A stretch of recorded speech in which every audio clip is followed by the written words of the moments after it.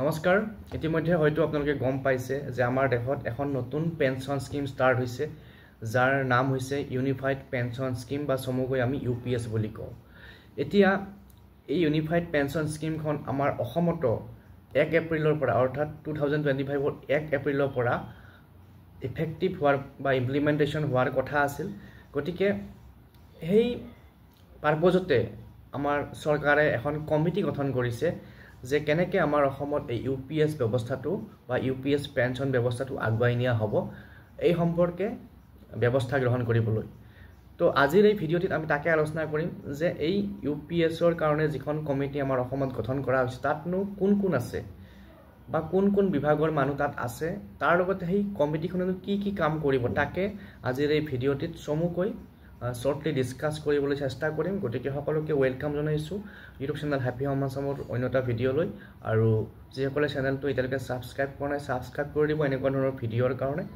আৰু শেয়াৰ কৰি দিব আপোনালোকৰ ফ্ৰেণ্ড সাৰ্কেলৰ মাজত বিশেষকৈ যিসকলে নতুনকৈ চাকৰিত জয়েন কৰিছে বা যিসকলৰ চাকৰিত জয়েন কৰা বেছি বছৰ হোৱা নাই তেওঁলোকলৈ শেয়াৰ কৰি দিব তো আহক এতিয়া আমি এই কমিটিখনৰ বিষয়ে আৰু তেওঁলোকৰ কাম কি এই সম্পৰ্কে কিছু কথা জানো তো এই কমিটিখনৰ চেয়াৰম্যান হৈছে আমাৰ যি ফাইনেন্স ডিপাৰ্টমেন্টৰ আন্ডাৰত এটা অফিস আছে ডাইৰেক্টৰেট অফ একাউন্টস এণ্ড ট্ৰেজাৰিজ সেই অফিসটোৰ ডাইৰেক্টৰজন থাকিব চেয়াৰম্যান আৰু তাৰে যিকেইজন আদাৰ অফিচাৰ্ছ আছে জইণ্ট ডাইৰেক্টৰ হওক ডেপুটি ডাইৰেক্টৰ হওক তেওঁলোক থাকিব মেম্বাৰ্ছ হিচাপে তাৰ উপৰিও সেই ডিপাৰ্টমেন্টৰ যি টেকনিক্যাল অফিচাৰ্ছ থাকে যেনে সিস্টেম এডমিনিষ্ট্ৰেটৰ বুলি এটা পোষ্ট থাকে তো সিস্টেম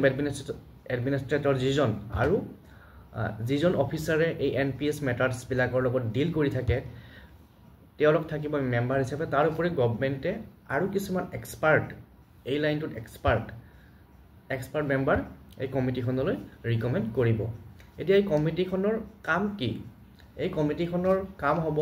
যে ইউপিএছত যিখিনি প্ৰভিজনছ দিয়া আছে সেইখিনি এই কমিটিখনে ষ্টাডি কৰিব আৰু ষ্টাডি কৰি পেলাই ইয়াৰ কেনেকৈ ইফেক্টিভ ইমপ্লিমেন্টেশন কৰিব পৰা যায় তাৰ কাৰণে চিন্তা চৰ্চা কৰিব 2 নম্বৰ কামটো এই কমিটিখনৰ হৈছে প্ৰিপেয়াৰ এ ড্ৰাফট এছঅপি এখন এছঅপি তেওঁলোকে ডেভেলপ কৰিব যাতে আমি এই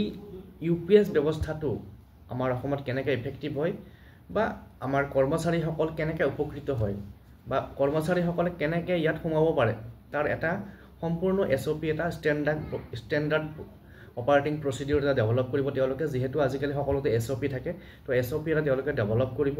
তাৰ পিছত ইয়াত ইউপিএছত যেহেতু কোৱা হৈছে যে গভৰ্ণমেণ্টৰ ফালৰ পৰা 18.5% কন্ট্ৰিবিউশন থাকিব তো গভৰ্ণমেণ্টৰ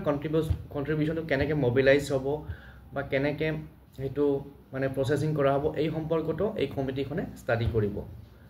4 নম্বৰতে এই কমিটিখনে এটা কি কৰিব যে prepare a draft system of design and workflow of implementation এটা সিস্টেম এটা তেওঁলোকে সৃষ্টি কৰিব যেনেকৈ আমি এতিয়া এনপিএছত যেতিয়া আমাৰ নামটো সোমাব লাগে তেতিয়াহ'লে আমি এনপিএছত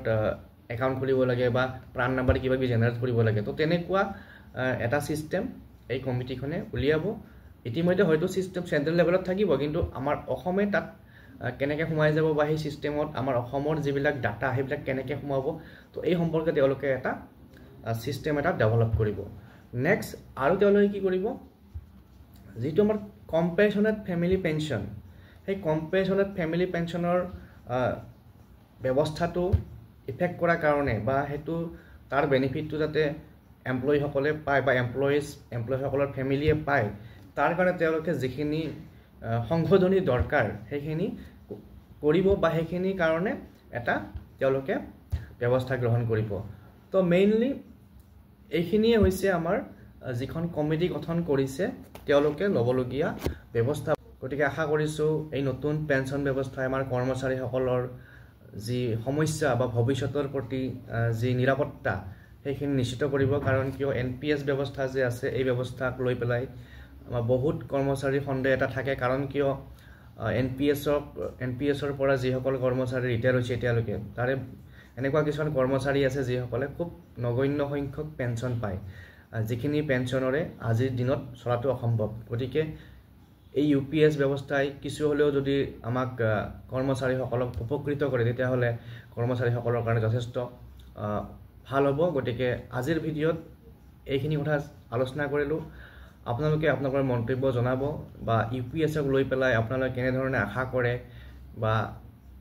NPS লগত কেনেকৈ কম্পেয়াৰ কৰিব বিচাৰে এইখিনি কমেণ্ট কৰি জনাব বুলি আশা কৰিলোঁ পুনৰ নেক্সট ভিডিঅ'ত লগ পাম থেংক ইউ